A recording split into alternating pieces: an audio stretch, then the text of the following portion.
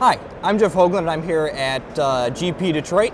I'm currently 5-0 in the Swiss with a blue-red Delver Tempo deck. Our deck starts with a threat base of 14 cards. We start with 4 Delver of Secrets into 4 Snapcaster Mage, 4 Spellstutter Sprite, and then 2 Vendilion Clique. This threat package is really diverse because aside from the Delver of Secrets, all of our threats are also action cards. Snapcaster acts as extra removal spells, more counter magic. Vendilion Clique is disruption, and Spellstutter Sprite is counter magic as well. We protect our threats with a variety of different counter magic. We play 4 Mana Leak, 4 Remand, a couple of Spell Snare, and then Spell Pierces to stop the early removals such as Electrolyze or Helix or Bolts and Paths. Against other creature decks, we have a large removal suite that's supplemented by Snapcaster Mage. We play 10 burn spells in the main deck, which are 4 Magma Jets, 4 Lightning Bolts, and then 2 Pillar of Flames. So Lightning Bolt is an obvious choice. It's easily the best removal spell in Modern. Magma Jet, however, has seen slightly less play, but it's a very powerful card in this deck in that it gives us some sort of filtering and also the ability to help us flip our Delver more consistently.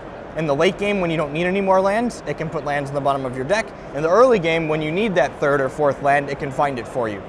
Pillar of Flame may seem like an odd inclusion in the main deck, but it's very important that you're able to kill things such as Kitchen Finks and Voice of Resurgence out of the Naya and Birthing Pod decks in a 1-for-1 fashion when they slip through your Remands or your Mana Leaks. Moving up to the land base, we play 4 Mutavaults, so it allows us to have synergy with our Spellstutter Sprite to easily counter 2 mana spells in addition to 1 mana spells. And then we just have a variety of fetch lands, and then a playset of our blue-red Shocks and Steam Vents, and then a number of basic lands. It's important that we keep our number of basic island counts high, because in the sideboard we utilize Blood Moon. Moving on to the sideboard, Blood Moon is not the only form of land disruption we play. Against the Tron decks and other decks with greedier mana bases, we also want to be able to punish them by playing Stone Rain. Stone Rain is a very effective card in that it actually puts them a land behind, whereas things like Spreading Seas can be destroyed via Nature's Claim or Oblivion Stones against the Tron deck. Some of our red removal leaves bigger creatures to be desired to remove, so we play the Dismembers. It allows us to easily kill most Tarmogoyfs, Celestial Colonnades, Restoration Angels. Moving on from that, we play 3 Magma Spray. One question that's very common for our deck is why we're playing Magma Spray in the sideboard and not the main deck. The important thing to remember is that even though Magma Spray is instant speed, Pillar of Flame is able to hit a player in addition to a creature, and that's very important that all of our main deck removal is also reach. Moving on from our removal in the sideboard, we have 2 extra pieces of counter magic. We have a singleton Negate and a singleton Dispel. By varying the counter magic that we play in our sideboard, we're able to better utilize Snapcaster Mage in different situations depending on what we need to snap back.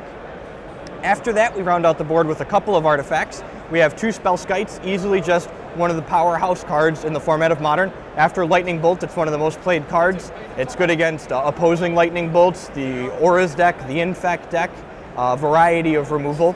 And finally, we're playing a singleton Sword of Light and Shadow on the board. This card's been very powerful. It makes your Spellstutter Sprites an effective threat. In addition to that, it rebuys your Snapcaster Mages and your Spellstutter Sprites after they died. And in race situations, it allows you to gain a little bit of valuable life to get you ahead. One card we did miss in the main deck is I'm playing a second sword in the main deck that is also a Sword of Light and Shadow. So we have 2 of those in the 75 for the matchups such as Jund and Blue-White-Red, where we really want to have that effect to grind out card advantage so we can draw them more often. I'm Jeff Hoagland, and this is Blue-Red Delver.